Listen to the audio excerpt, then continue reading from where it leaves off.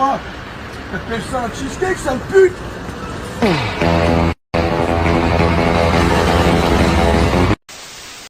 Et il y a un truc dans la religion musulmane, c'est que quand tu fais l'aumône, tu prends ce qu'il y a dans ta poche et tu le donnes. Et tu ne regardes pas ce que tu donnes. Il m'est arrivé une phase comme ça, où j'étais dans le 9e arrondissement. Donc je fouille dans ma poche, je donne les pièces que j'ai à un mendiant. Et il me regarde comme je lui dis, écoute-moi bien, t'as deux bras, deux jambes, va braquer, nique ta mère. Et là, c'est Nicolas du Sud. Salut mon pote, salut Nicolas. Nico. Et ouais, Lito, ouais, je te fais un gros bisou, Lito. Si, mon gars Nico, on est là en direct de Move, tu connais, ça dit quoi toi? Nico, t'as une question à moi, poser. déjà, grosse force à toi pour l'album de samedi. Merci beaucoup. J'avais une question par rapport au morceau Bande Organisée. Dis-moi tout. Les collègues, Ouais. Pourquoi tu n'as pas été invité dessus, gros? Sur Bande Organisée? Mais parce que tout simplement, je viens pas de Marseille. Mais tout simplement parce que je viens pas de Marseille. Mais en tout cas, il nous donne la force. Ça donne envie de le faire pour Paname. Tu vois ce que je veux dire ou pas? Ça donne envie de le faire. Pourtant, tu rappes avec la hargnée des quartiers nord. C'était du Sud, gros. Ben, excuse-moi, passe une bonne soirée, gros. Il pensait que j'étais du Sud et tout. Non, fort. Moi, je viens de Paname, Paris, c'est magique, mon pote.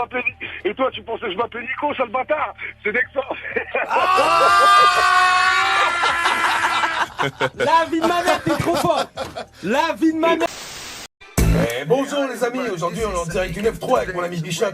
Comme tu l'as deviné mon petit requin vipère, on revient d'Austin dans le Missouri jusqu'à la mythique Sweet House. Ici les flics n'osent jamais se pointer, il y a des barbecues d'enfer, c'est totalement carré dans l'axe. On va à la rencontre de Touchis Milchek, l'enfant béni du rap français. Il sort d'une sacrée rapta, du coup on va essayer de la jouer discrète. Allez Shaolin, tu connais. Bonjour le chien les voisins. Moi je suis complètement stand-up de la veille. Je m'attends pas à ce qu'on vienne toquer chez moi, tu te doutes bien? Je suis sûr qu'il a pété un câble, c'est obligé. Son cerveau doit faire du djembé. Quand t'es sorti dans ton quartier quand t'étais petit, c'était pas non plus un manga japonais où il est méchant parce qu'il est méchant, tu vois. T'es pas sorti de ton quartier, baf, c'est comme ça que ça se passe ici mon pote. T'es prêt? Allez tiens, prends une calache, on va dans le quartier en face. Tu vois, comme il pourrait le penser. Maintenant on va arracher une daronne, tu vois. C'est jamais de la vie, c'est jamais ça. Au revoir, le Champions League. Alors Sadek, t'as 27 ans et t'as déjà sorti 9 projets. Ça en fait un tous les 3 ans depuis que t'es né.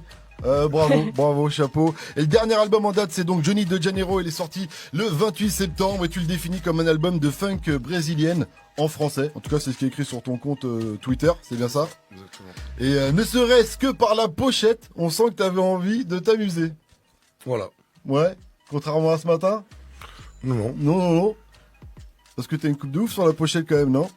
J'essaie de la rattraper là, mais... On peut dire que t'es parti au Brésil et que t'as ramené la coupe à la maison. En tout cas, ce matin, on posait une question à nos auditeurs. C'est quoi la pire coupe que t'as eue? Est-ce que t'as envie d'y répondre? Je sais pas. Non? T'as jamais eu de coupe de ouf quand t'étais au collège? On a eu des coupes au bol, on a eu des houpettes, on a eu un peu de tout. Moi, je crois que c'est la...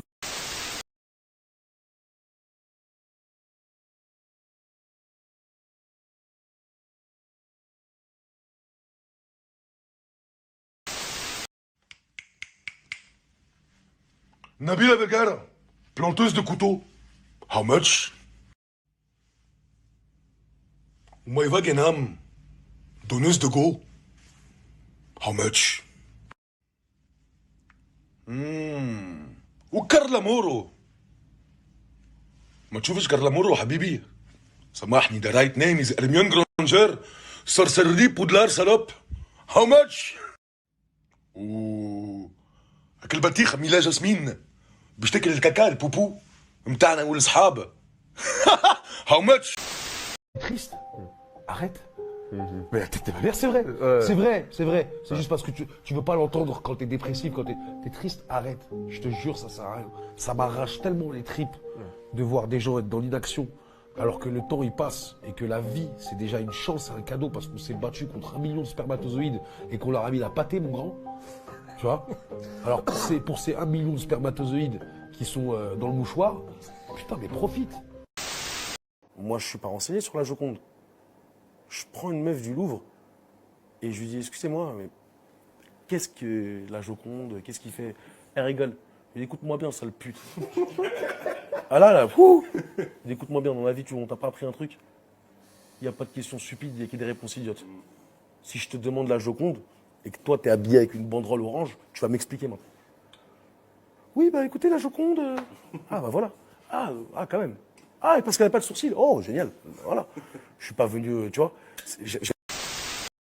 Vaccin, pas vaccin, on se vaccine pas. Mais mon grand, tu fais des ballons. Tu fumes du triple filtré. Réveille, Watt. Tiens, suis mon doigt parce que je crois que t'es pas réveillé. Suis mon doigt. Tu t'encules au protoxyde d'azote, enculé. Tu te fous du protoxyde d'azote dans le crâne. Si encore tu prenais soin de toi. Arrête de nous faire le complotiste qui a percé le secret des Templiers, t'as rien percé du tout. Vaccine-toi, te vaccine pas, mets-toi une corde au cou et arrête de nous casser les couilles.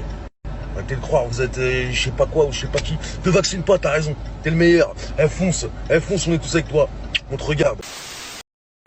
Je vais te raconter une histoire, vous allez me dire si c'est du mytho ou pas du mytho. La prescription, je vais pas vous dire ce que je transportais, mais un jour j'étais à Châtelet, je me garais en studio, j'avais 19 ans, et j'ai franchi un feu rouge, donc je me fais arrêter devant le commissariat du 3e arrondissement. Et je suis vraiment très chargé sur moi. Et moi, je l'ai toujours dit, quand on me dit où est-ce que t'as appris à jouer ou faire du cinéma, j'ai appris dans des contrôles de police. Et donc ce jour-là, je suis très chargé sur moi. Et les flics, ils me mettent sur le côté et tout, et je leur laisse même pas le temps de parler. Je sors de la voiture en suant. Et je dis putain, je le savais. Voilà, je le savais. Qu'est-ce qu'il y a, monsieur, calmez-vous. Non, c'est pas vous, c'est moi. C'est moi, je suis complètement en tort, je suis con. Est-ce que je peux juste appeler ma mère? Ils me disent allez-y et tout. Maman, tu vois quand je te dis qu'il faut me laisser sortir de la maison. Il faut me laisser sortir de la maison, je suis en retard à mon entretien. Je vais jamais y arriver.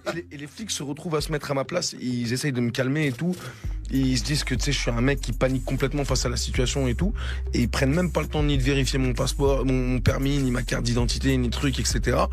Et ils me disent quoi? Ils me disent allez-y, ça se voit que vous êtes pressé. Je dis non, c'est bien fait pour moi. Voilà. Je me retrouve dans des situations où je sais plus quoi faire. Je me retrouve à enfreindre la loi, à brûler des feux rouges. Moi, j'assume jusqu'au bout. Et c'est bien fait pour moi. Il n'y a pas d'entretien, il n'y a pas de journée aujourd'hui. C'est bien fait. J'assume. Ils disent non mais monsieur et tout, allez-y et tout. Moi je dis vous êtes sûr et tout, vous allez pas avoir de problème de vos supérieurs. Et la tête de ma mère, Allez, debout là-dedans. Bonne journée tout le monde, faites attention à vous. Et n'oubliez pas, s'il y a quelqu'un à qui tu dois prouver quelque chose, mon grand, c'est toi-même.